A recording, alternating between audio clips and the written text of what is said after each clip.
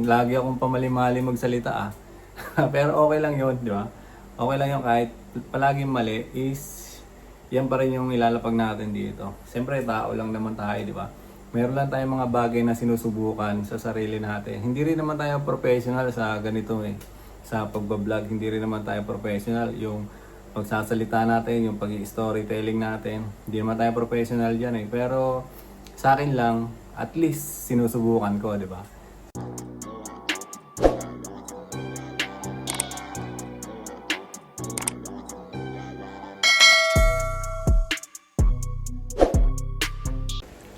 So yun mga tol, gusto ko nga pala munang ipaalam dito sa channel ko na mag-upload nga muna ako ng mga lumang mga video namin ni Baby. Yan.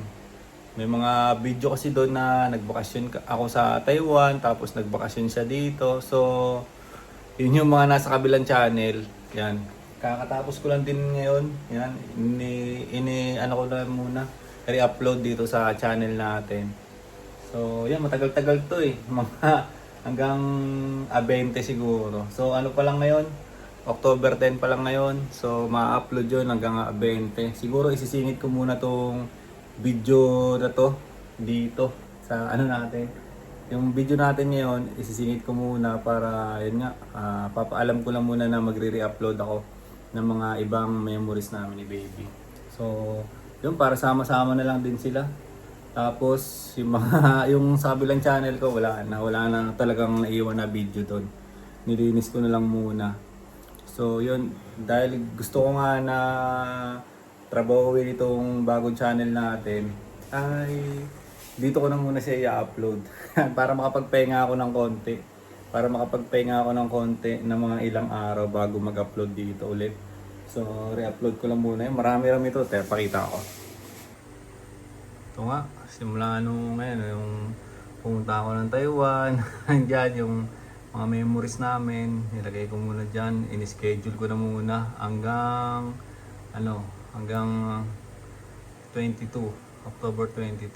Ito lang naman yung mga video namin, so hindi ko alam kung magkakaroon to ng problema kay YouTube kasi galing to doon sa channel na nakamonetize na. Kaso dinilit ko na nga doon tapos nilipat ko dito. Galauna na. So, yan. Gusto ko lang i-share muna dito na ito na nga muna yung i-upload natin. So, throwback vlog. Yan nga yung nakalagay dyan. Yung mga vlog namin dati ni Baby. So, balik tayo. So, yun nga, yung mga ibang video na ginawa ko na. Mga ibang video na ginawa ko na dito sa channel natin ng mga nakarang araw na nag-video ako, nag-record ako ng video natin is in-upload ko na dito sa channel. Tapos ito susundan ko muna nito na magre-re-upload nga ako. Yan siguro pagka ano ko diba magre-re-upload ako ilang araw din yun Siguro ang gagawin ko noon magpo-focus muna ako sa mga hustle ko, yung mga ginagawa ko online, yung mga commission based. Tapos, yung sa pagpapataya ko ng ending, yun nga, ito, may pataya na naman tayo bukas. So, halos araw-araw din ako nagpapataya Araw-araw din ako nagpapataya. So, araw-araw din tayo nababalatuhan. Parang ito yung, ano ko kasi talaga, trabaho. Kahit nandito lang ako sa bahay, ito yung mga ginagawa ko. So, kahit pa paano naman, naman ng mga panggastos, nakakakuha naman. So yun, October 15 nga. Sa October 15 is meron ding massive selection. Nabanggit ko nga yun sa mga naunang video ko. October 15, October 11 na ngayon. Yan, siguro kung magkakaroon ako bigla ng employer, ay gagawa kagad ako ng video. Ilalapag ko kagad dito sa channel natin. Titignan ko kagad. Pero sana, di ba? Sana ma-select na tayo ngayon. Nung mga nakaraan kasing massive selection, is parang pinagpe-pray ko pa na wag muna akong makuha kasi ang dami namin gagawin noon si Baby kasi 2 beses nagbakasyon dito sa Pinas, tapos parang pumunta pa ako doon sa Taiwan para magbakasyon din. So parang pinagpe-pray ko pa noon na wag muna agad-agad wag muna agad-agad na magkaroon ako ng employer. Pero ngayon nga is sa tingin ko pwede na. Kaso nga lang, may plano pa nga rin pala sila eh. Sila utol ko. May plano pa rin sila na pumunta kami ng Taiwan. Yan, gawa ng si Airpod kasi magsi-60 na sa next year, April.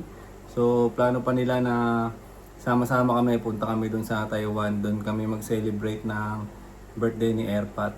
So, 60 years old, di ba? Pagka ganyan, 60 is blessing yan, di ba? So, sineselebrate yan kasi 60, ibig sabihin senior na, di ba? Senior ka na. So, yun. Yun yung plano nila sana. Kung ano, nung nakaraan nga, para magbubook na sila ng ticket. Pero kung sakaling magkakaroon kasi ako ng employer ngayong October 15 o hanggang 20 yata yun eh. October 15 to 20, kung magkakaroon ako ng employer niyan, siguro hindi na abot ng 4 na buwan eh. Nandun ako sa Korea kung sakaling okay yung mga medical ko, di ba? Kung wala maging problema doon. So, mga ilang buwan na lang nun. Hindi na abot na 5 buwan. Kasi kung October, November, December, January, February, March, April, yung April is 6 months pa, di ba? 6 months pa ang antayin. Kung magkakaroon ako ng employer ngayon, ay mga ilang buwan na lang. 3 daw ang pinakamatagal nun eh. 3 buwan.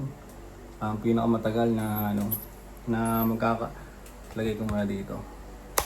3 buwan ang pinakamatagal na aantayin mo na o yung pagpa-process mo na, kasama na dun yung visa processing, kasama na dun yung mga training pa, tapos magpapa-medical. 3 months daw ang pinakamatagal kung hindi yung employer, kung hindi siya magka-cancel. Ganun yung mangyari doon.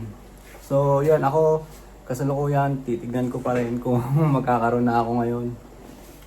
Sa akin kasi rin eh, tawag dito, gusto ko na rin makapunta ng Korea ngayon. Gawa na magdi-December, di ba? So, kailangan natin ng budget niyan.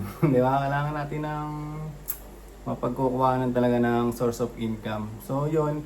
Marami akong plano kasi pagdating ko doon, pagdating ko ng South Korea. Plano sa, sa content. Yan, plano sa content. Kasi gusto ko i-share yung mangyayari sa akin doon eh. Gusto kong ilalapag yan dito sa channel. Kung anong sitwasyon na madadatnan ko doon, di ba? Kung anong sitwasyon madadatnan ko doon, pero sana is maging okay, di ba? Sana yung company ko na mapupuntahan is okay din. So, yun yung mga gusto kong i-share dito sa channel kasi yun nga, part yun eh. Kasi dino-document ko nga yung buhay ko, di ba? So, kahit pag ganito lang, kahit parang malungkot yung buhay ko ngayon, is gusto ko siyang i-document pa rin. Yan, gusto ko pa rin siyang i-document para pagdating ng araw, meron tayong mga video na babalikan, di ba? So, yun, ako kasi gusto ko makita, di ba? Gusto ko makita yung kung ano yung mangyayari, kung ano yung magiging kakalabasan. So, ngayon, sa mga susunod na araw niyan, magpo-focus muna ako sa hustle ko. Hindi na muna ako gagawa ng mga video kasi marami pa ako marami pa ako naka-schedule. Yun na muna yung i-upload natin. Yun na muna yung yun natin ngayon. Siguro maya-maya pagkatapos ko mag-record nito, upload ko na to kaagad. Hindi ko naman to i-edit ng ng malubha eh. Mga papanoorin ko lang siya tapos ikakat ko lang kung merong hindi ako gusto sa mga nasabi ko ngayon, ikakat ko lang siya. Tapos yun, tuloy-tuloy na yun. Save ko na kaagad, CapCut lang ako nag-edit, save ko na kaagad. Tapos upload na kaagad, ganun lang. Upload ko na kaagad. Ganun kasi yung parang sa tingin ko na way ko para mas mapadali yung paglapag ko ng content dito. Yan, para mas mapadali yung paglalapag ko ng content. Simplihan lang natin yung pag-edit, di ba? Hindi na yung masyado ng cinematic, di ba? Hindi pa yung masyado ng komplikado, ang daming edit na gagawin. So, ilang oras din kasi pag mag-upload, pag mag-edit ka. Ilang oras din kasi yung gugugulin mo pag talagang, ang kagandahan nun, quality naman yung video mo, di ba? Ay, quality yung video mo. Sa akin kasi nga, di ba, documentation lang. So, normal lang na kung ano yung nangyari, kung ano lang yung nagiging lifestyle ko. So, ngayon lang kasi, hindi ako lumalabas. So, nandito lang ako sa bahay. Ilang buwan na ako dito. Diba? Kung kayo siguro nasa sitwasyon ko, siguro bored na kayo, diba? Boring na kayo. Kasi, yun nga, katulad ko is, diba, isang lalaki. So, pag lalaki kasi, di ba, kailangan nandiyan yan sa mga tropa, nagiinom yan, di ba? Hindi naman kailangan, di ba? Merong mga ganun na nandiyan sa mga tropa, nakikipag-inuman, nagbabasketball, nagdodota, o kung ano-ano man activity na pwedeng gawin. Tapos ako, di ba? Ako, nandito lang ako sa bahay, tinatrabaho ko yung mga pangarap ko. Ang ano yun, no? So, ako, nandito lang ako sa bahay. Mahasil lang ako, tapos sinusubukan kong ayusin itong channel natin. Sinusubukan ko rin maglapag ng content. Sinusubukan ko maglapag ng content dito. So kagaya nga ng nabanggit ko sa mga nauna kong video, is gusto ko rin na mabago yung buhay ko. Yan. Gusto ko rin mabago yung buhay ko, yung tipo na sa 3 taon na hindi ka magtatrabaho ay alam mo sa sarili mo na buhay ka, di ba? Sarap nun eh, sarap sa pakiramdam. So, sa akin, yun lang yung gusto ko nga i-share dito. Kung paano kung paano natin makukuha yan. Yun, sa mga susunod na araw, mga tol, yan na, magre-re-upload na o mag-uumpisa na mag-upload yung mga ano natin dyan. O ito na yung pinakahuling video ko na pinaka-update sa akin na ilalapag dito sa channel. Tapos sa mga susunod na nun, yung mga re-upload na. Sa mga susunod na yung mga re-upload na. Parang ito yung pinaka-update ngayon. So, October 11, ilang araw na lang is massive selection na. Pag bigla ako nagkaroon ng employer, hihintayin ko na lang matapos yung ano na yun, yung upload na yun. Hanggang 22 yun eh. Yung October 22, October 11 pa lang yun. Diba? Kada araw yun, 4 na video pa. Haba na ng mga kukuha. Kada araw nun, is 4 na video pa yung malalapag doon. Simula alas 6 ng umaga, alas 12, alas 5, saka alas 10 ng gabi. Parang mga ganun yung in-schedule ko doon eh. So, di ba, marami-rami yun. Marami-rami yun, dagdag engagement din. Dagdag ano sa atin, di ba? Dagdag ano sa kay YouTube na makita niya na active yung ano natin. Active yung channel natin. Pero sana hindi magkaroon ng problema sa future kasi nagamit na nga yung mga video na yan doon sa dati kong channel. Pero ako din naman kasi yun eh, di ba? Ako rin naman kasi yun.